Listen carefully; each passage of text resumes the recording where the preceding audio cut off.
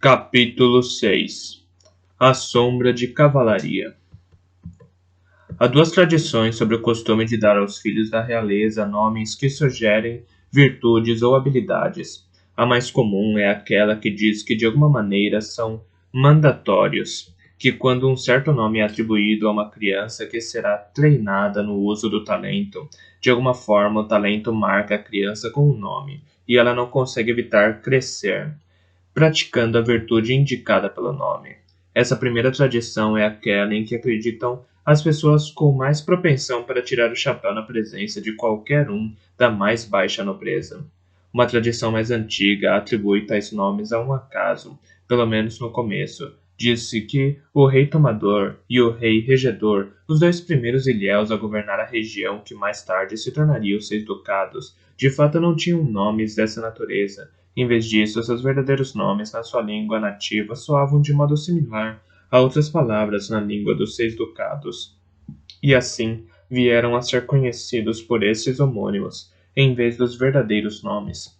Mas para os propósitos da realeza é melhor que o povo acredite que um garoto que recebe um nome nobre tem de desenvolver uma natureza nobre.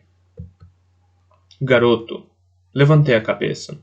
De cerca de meia dúzia de outros rapazes sentados em frente à lareira, nenhum outro sequer se moveu. As garotas sequer reagiram quando me sentei do outro lado da mesa baixa em posição ao lugar onde o mestre Penacarriço se ajoelhava. Ele tinha se tornado especialista num truque de entonação que fazia todos saberem quando o garoto queria dizer garoto e quando o garoto queria dizer bastardo. Acomodei os joelhos sob a mesa baixa e sentei-me sobre os pés, mostrando a Penacarriço a minha folha de papel. Enquanto ele corria os olhos pelas minhas cuidadosas fileiras de letras, desviei a minha atenção. O inverno tinha nos juntado e mantido ali, todos juntos no grande salão. Lá fora, uma tempestade marítima castigava as paredes da torre, enquanto grandes ondas se chocavam contra os rochedos com tamanha força que ocasionalmente faziam tremer o chão de pedra sob os nossos pés. As nuvens pesadas roubavam as poucas horas de luz fraca que o inverno tinha nos deixado. Parecia que a escuridão pairava sobre nós como um nevoeiro, tanto do lado de fora como de dentro. A penumbra se infiltrava nos meus olhos, fazendo-me sentir sonolento sem estar cansado. Por um breve instante deixei os sentidos se expandirem e captei a lentidão invernal dos cães nos cantos onde dormiam. Nem ali consegui encontrar algum passatempo ou imagem que me interessasse. Chamas ardiam em todas as 3 grandes lareiras e diferentes grupos tinham se reunido diante de cada uma.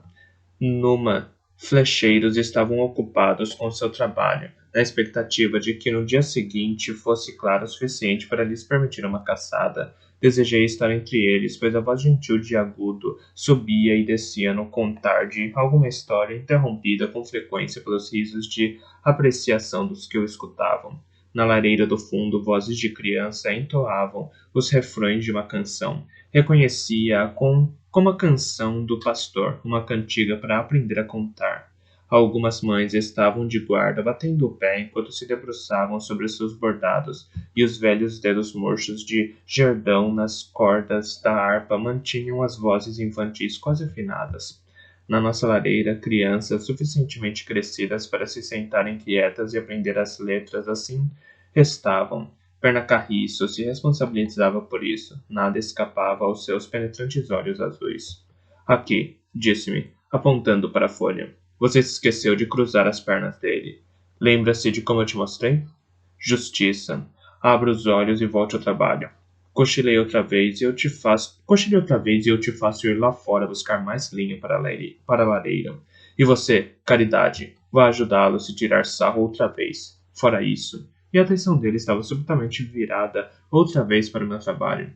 As suas letras têm melhorado muito, não só nos caracteres ducais, mas também nas runas dos ilhéus. Embora essas não possam ser convenientemente escritas em papel de tão pobre qualidade. A superfície é muito porosa e absorve demais a tinta. Folhas de carvalho bem batidas são o que precisa para as runas. E, em um gesto apreciativo, passou o dedo sobre a folha em que ele próprio estava trabalhando.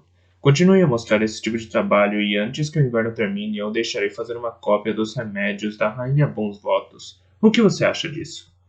Tentei sorrir e mostrei-me lisonjeado de maneira apropriada. O trabalho de copista não era normalmente dado a estudantes. Um bom papel era raro demais, e uma pincelada descuidada arruinava a folha. Eu sabia que remédios era uma coletânea relativamente simples de propriedades, de ervas e profecias, mas qualquer trabalho de copista era uma honra a ser aspirada. Pernacarriço me deu uma folha limpa de papel.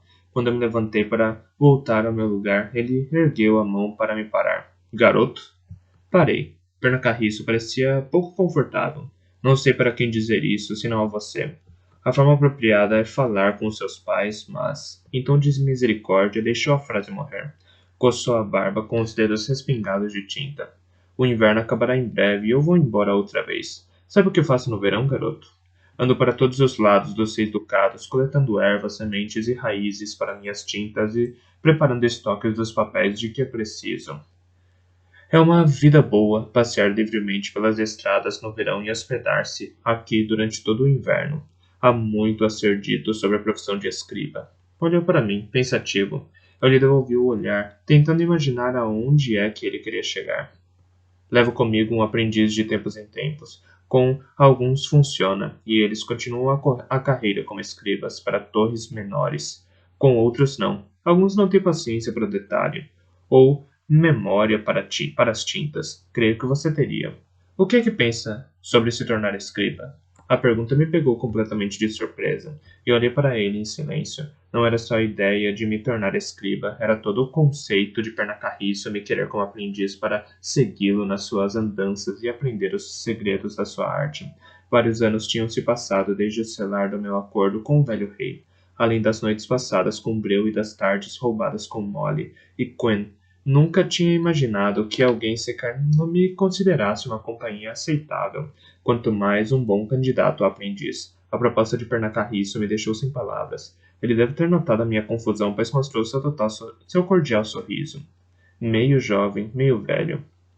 Pense nisso, garoto. Ser escriba é um bom ofício. E que outras perspectivas você tem? Cá entre nós, penso que algum tempo longe de Torre do Cervo poderia fazer bem em você. Longe de Torre do Cervo? Repeti, maravilhado.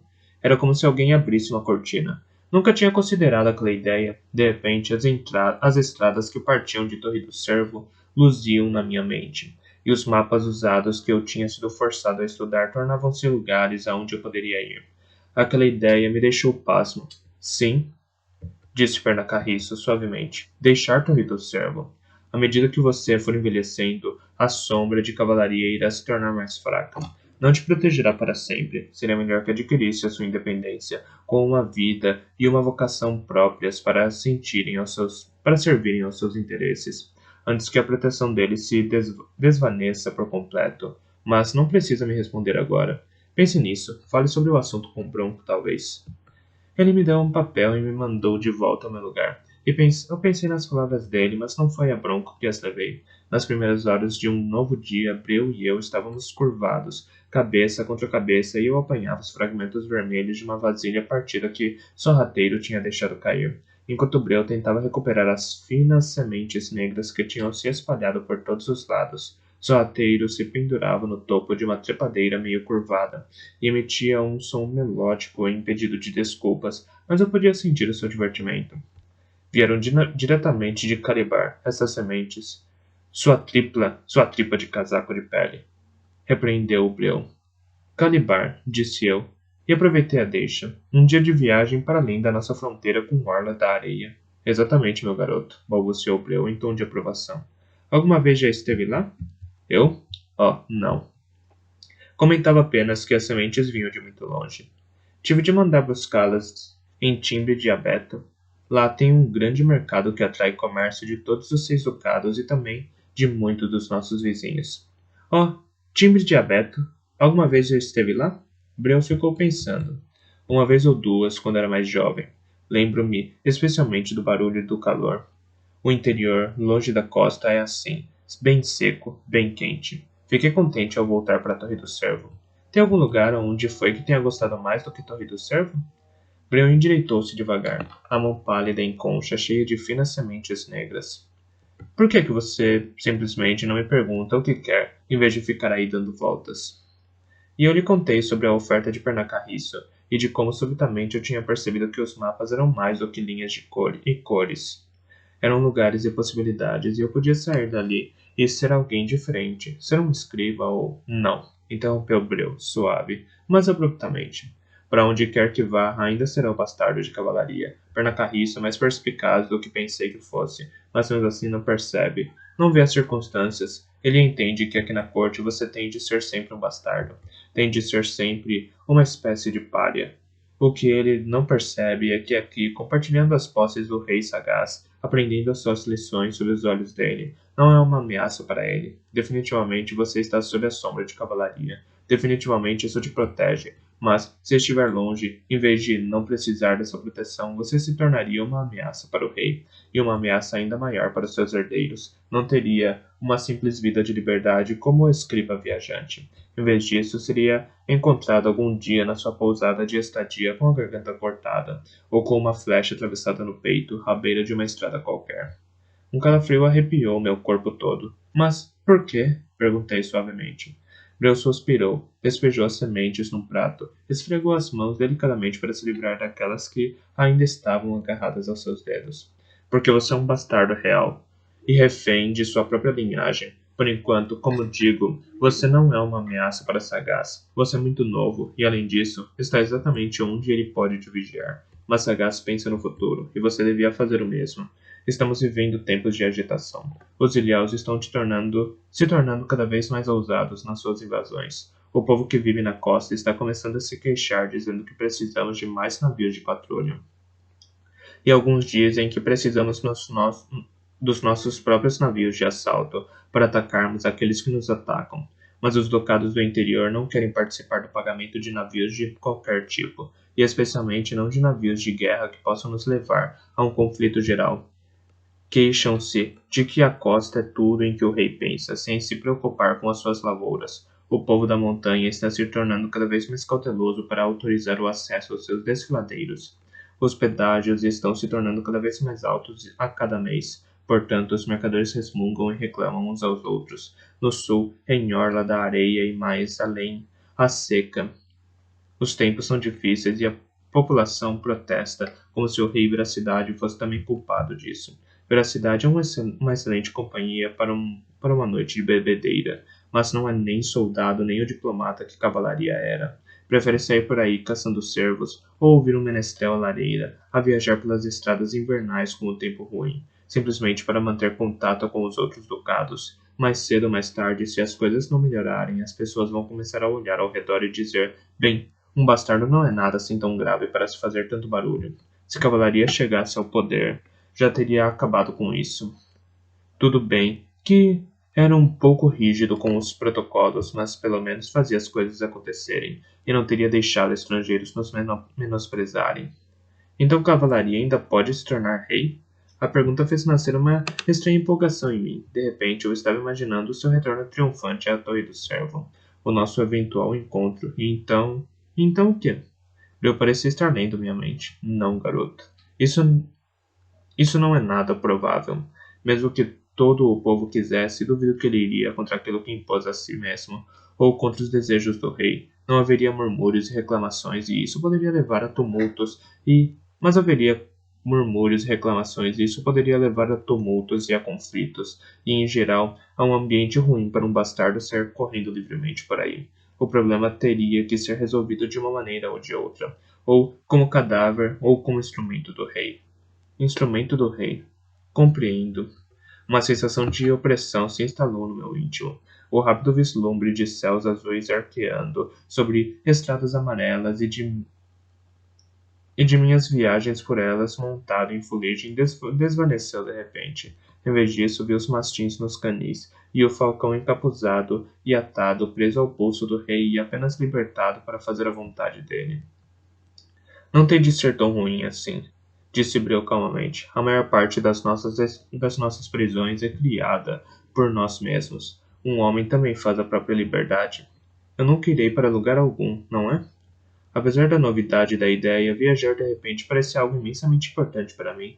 Não diria isso. Breu estava remexendo as coisas à procura de algo que servisse de tampa para o prato cheio de sementes. Finalmente, contentou-se em colocar um pires por cima.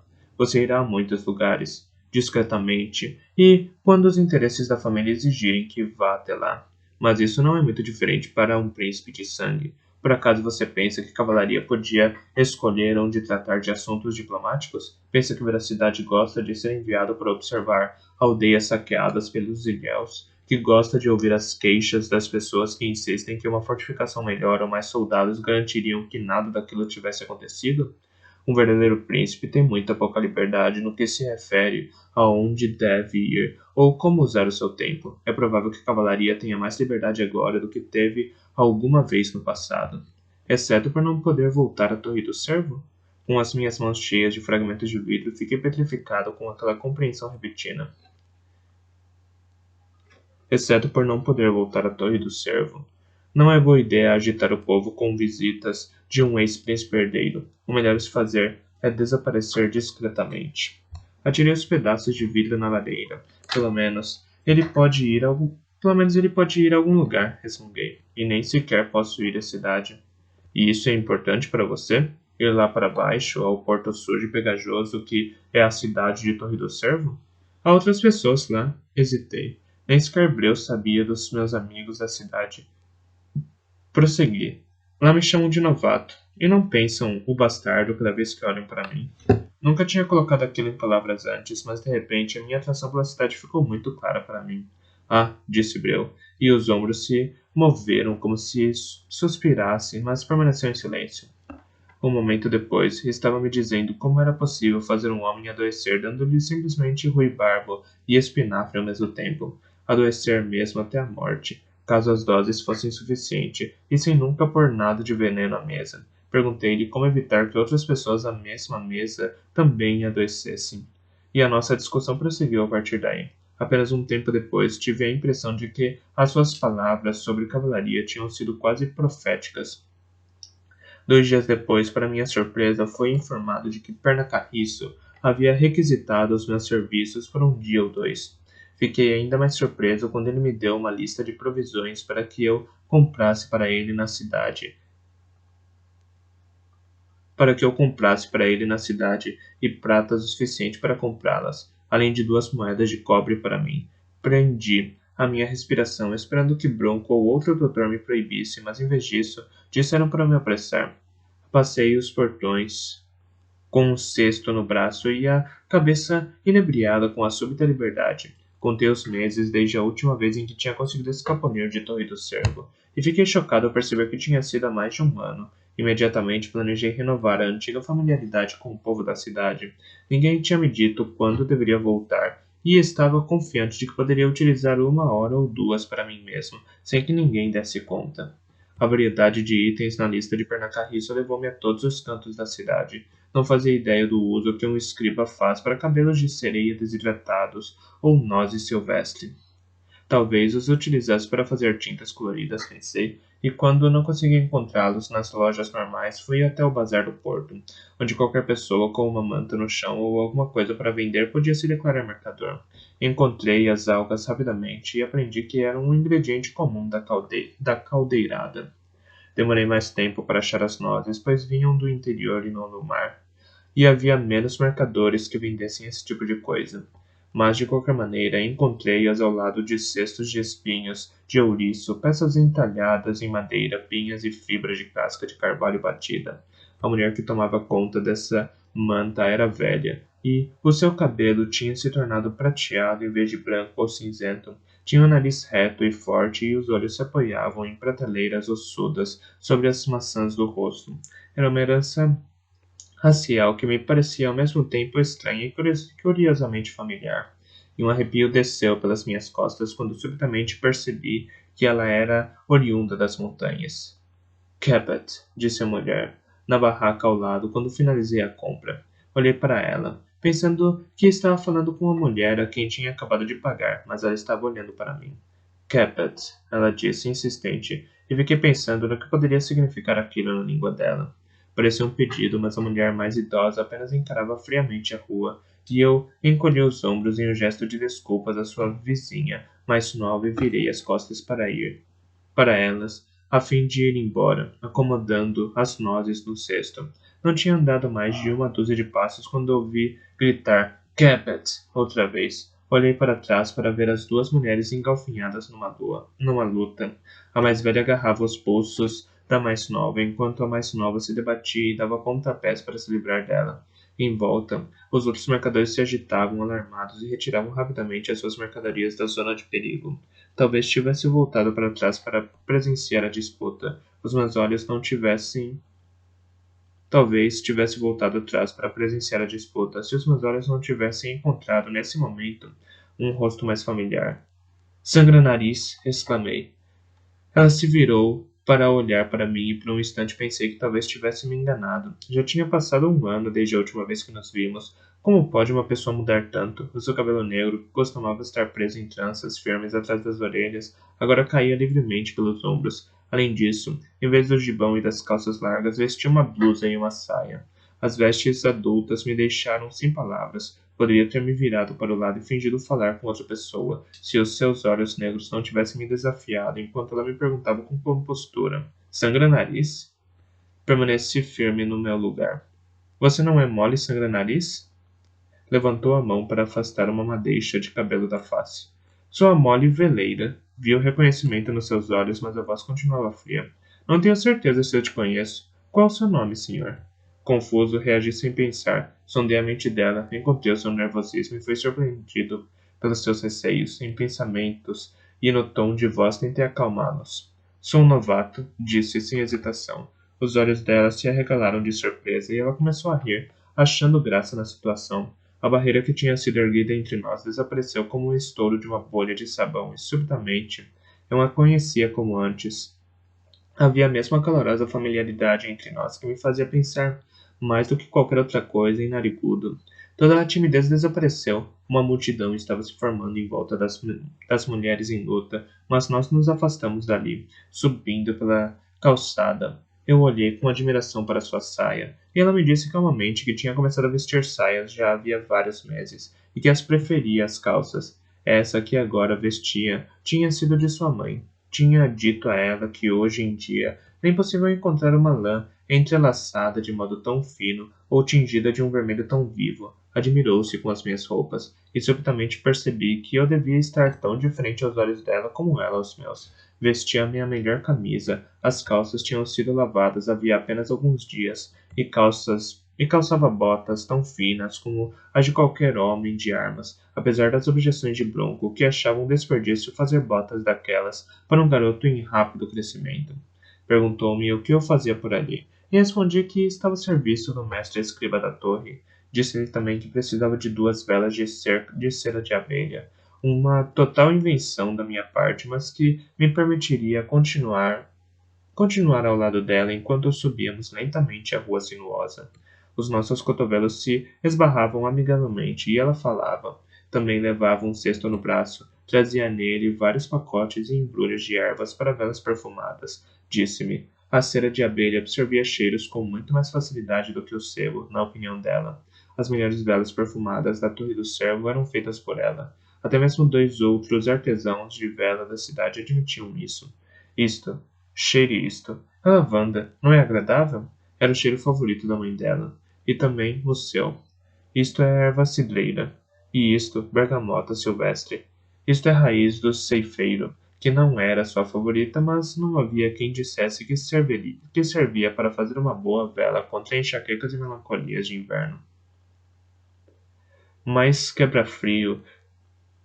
Mavis Quebra-Frio tinha-lhe dito que uma vez a mãe de Molly tinha misturado a raiz do ceifeiro com outras ervas e feito uma vela magnífica que acalmava até um bebê com cólicas, e assim Molly tinha decidido tentar para ver se conseguia encontrar as ervas certas e recriar a receita da mãe. Aquela calma exibição do seu saber e talentos me deixou com uma vontade incrível de impressioná-la. Conheço bem a raiz de ceifeiro, eu lhe disse. Alguns a usam para fazer ungüentos para ombros e costas doloridas. É daí que vem o nome dela.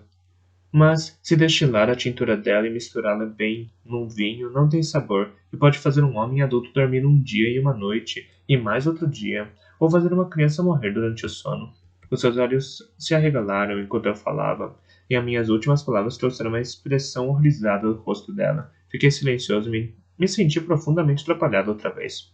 Como sabe dessas coisas? Disse ela, sem fôlego. Eu ouvi de uma velha parteira ambulante, falando com a nossa parteira na torre. Improvisei. E ela estava contando uma história muito triste de um homem ferido, a quem deram um pouco de raiz de ceifeiro para ajudá-la a dormir, mas o seu filho bebê também tomou. Uma história muito, muito triste. O rosto dela se suavizou e senti que ela se tornava mais amigável outra vez. Digo isso apenas para que você seja cuidadosa com essa raiz. Não a deixe em nenhum lugar ao alcance de uma criança. Obrigada, terei cuidado. Você se interessa por ervas e raízes? Não sabia que um escriba se interessava por essas coisas. Subitamente percebi que ela pensava que eu era o ajudante do escriba. Não vi qualquer razão para lhe contar uma história diferente. Pernacarriço usa muitas coisas para as tintas. Algumas das cópias são feitas de modo bastante simples, mas outras são mais elaboradas, cheias de pássaros e gatos e tartarugas e peixes. Ele me mostrou um herbanário com as partes verdes e as flores de cada erva pintadas na margem das páginas.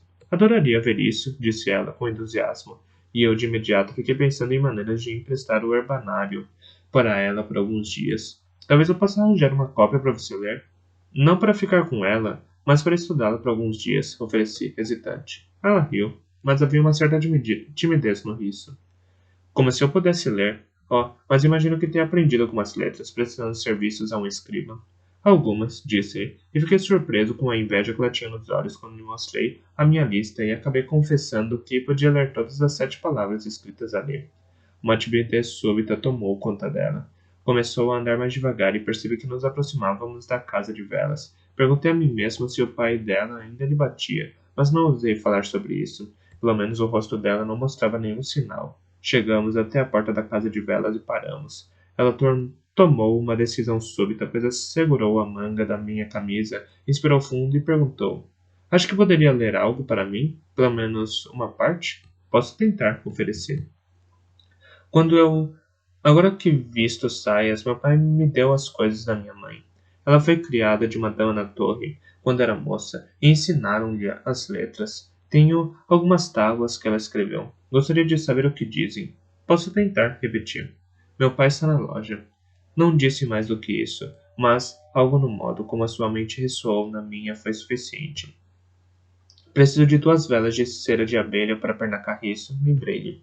Não posso voltar à torre sem elas. Não seja tão familiar comigo, ela me preveniu e abriu a porta. Eu a segui, mas lentamente, como se uma coincidência tivesse nos trazido à porta ao mesmo tempo. Não precisava ter sido tão discreto, o pai dormia profundamente numa cadeira diante da lareira. Fiquei chocado com o quanto ele estava diferente. A sua magreza tinha se tornado esquelética e a aparência do rosto dele lembrava uma massa de torta que assou demais para um recheio grumoso de fruta. Breu tinha me ensinado bem. Olhei para as unhas e os lábios do homem e, mesmo àquela distância, de um extremo da loja ao outro, sabia que ele não viveria por muito tempo. Talvez já não batesse em Molly por falta de forças. Molly fez um sinal para que eu ficasse quieto. Desapareceu atrás de umas cortinas que dividiam a casa da loja, deixando-me sozinho para explorar o estabelecimento. Era um lugar agradável, não muito grande, mas com o teto mais alto do que o da maior parte das lojas e casas em cidade de Torre do Servo. Suspeitava que era o zelo de Molly que mantinha o lugar varrido e arrumado. Os aromas agradáveis e a luz suave dos produtos do seu trabalho se espalhavam por todo o ambiente. As especialidades dela, unidas aos pares pelos pavios, pendiam de varões compridos em um suporte. Ao lado, velas de sebo para navios de preço mais razoável enchiam uma prateleira. Tinha, inclusive, 3 lamparinas de cerâmica esmaltada para quem pudesse gastar dinheiro com coisas daquele tipo. Além de velas, descobri que vendia potes de mel, um produto secundário das colmeias que ela mantinha atrás da loja, e que forneciam a cera para os seus artigos mais refinados. Então, Molly reapareceu e ordenou que eu fosse me juntar a ela. Trouxe uma série de velas estreitas e um conjunto de tábuas e as colocou em cima da mesa. Deu um passo para trás e apertou os lábios como se duvidasse se teria tomado uma decisão sensata. As tábuas eram feitas à moda antiga. Simples pedaços de madeira tinham sido cortados nos veios de uma árvore e alisados com uma lixa. As letras tinham sido pinceladas cuidadosamente e depois seladas na madeira com uma camada amarelada de resina. Eram 5 tábuas muitíssimo bem pinceladas. 4 eram relatos rigorosos de receitas de ervas para velas medicinais. À medida que lia cada uma delas em voz alta, uma suave podia ver Molly se esforçando em memorizá-las. Na 5ª tábua, hesitei. Esta não é uma receita, eu disse. Bem, o que é? Perguntou num sussurro. Encolhi os ombros e comecei a ler para ela. Neste dia alegre nasceu a minha Molly, nariz alegre, doce como um ramo de flores. Para o parto queimei 2 círios de bagas de loureiro e 2 lamparinas perfumadas com 2 punhados de mini-violetas que crescem perto do moinho de Duel. E um punhado de raiz cor-de-fogo, cortada em lascas muito finas. Se ela puder fazer o mesmo quando chegar a hora de ela dar à luz a uma criança, o parto será tão fácil como o meu, e o fruto igualmente perfeito, assim espero. Era tudo, e quando terminei de ler, ficamos em silêncio. Molly pegou uma última tábua das minhas mãos, segurou-a e fitou-a como se lesse nas letras algo que eu não tinha conseguido decifrar. Mexi os pés, e o som a lembrou de que eu estava ali. Quando voltou, foi rapidamente a uma prateleira e pegou 2 longos cílios de cera de abelha, e depois a outra prateleira, de onde tirou 2 velas grossas cor-de-rosa. Apenas preciso de... Shhh! Estas são de graça. As de flor de baga doce vão te proporcionar sonhos tranquilos. Gosto muito delas, e creio que você também vai gostar. A voz era amigável, mas quando as pôs no cesto, soube que queria que eu fosse embora. Ainda assim, acompanhou-me até a porta e abriu-a suavemente, para não acordar o pai. Adeus, novato, disse, e então me deu um sorriso verdadeiro. Nariz alegre, nunca soube que ela me chamava assim. Sangra-nariz era como me chamavam nas ruas. Suponho que os mais velhos sabiam do nome que ela tinha me dado e achavam isso engraçado. Após algum tempo, acabaram se esquecendo de que o original era outro. Bem, não importa. Agora sei. Um nome dado pela minha mãe. Combina com você, disse, num súbito ataque de galanteio, e então, quando ela me encarava e o calor corava as minhas bochechas, caminhei apressadamente para a porta fora. Surpreendi-me ao descobrir que já era final da tarde, quase noite. Fiz o resto das coisas correndo, implorando através das persianas fechadas da janela de um mercador pelo último item da lista, uma pele de doninha. Ele abriu a porta para mim com uma vontade e reclamou que gostava de comer seu jantar quente, mas ele agradecia com tanto entusiasmo que ele deve ter me achado um pouco bobo. Ia andando com pressa pela parte mais íngreme da estrada de volta à torre quando ouvi o som inesperado de cavalos atrás de mim.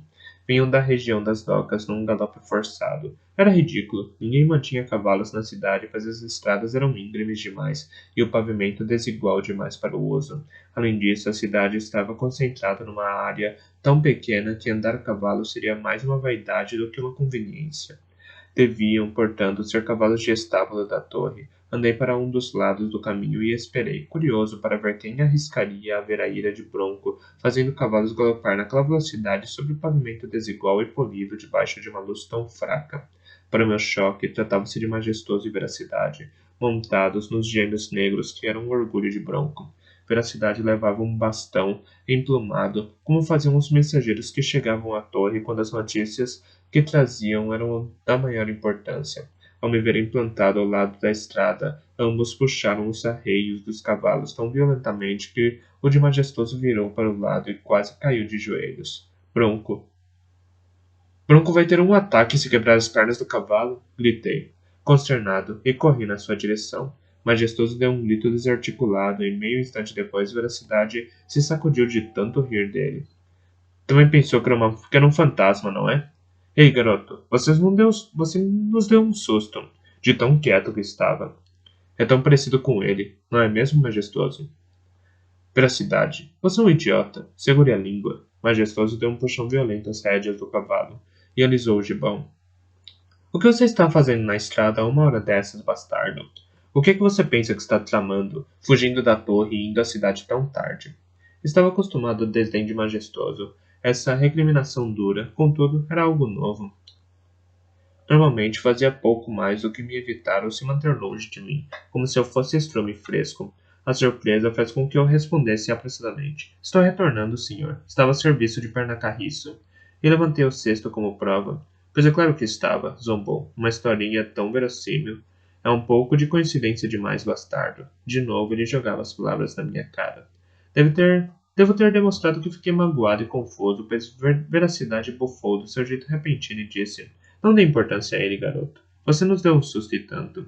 Um barco dos rios acabou de chegar à cidade com a flâmula das mensagens especiais erguida. Quando o Majestoso e eu cavalgamos para ir até lá, descobrimos que é de paciência, dizendo que a cavalaria morreu. Então, quando subimos a estrada, o que é que vemos senão a imagem dele, menino, quieto e silencioso diante de nós? É claro que estávamos naquele estado de espírito e... Você é um idiota, veracidade, xingou o Majestoso.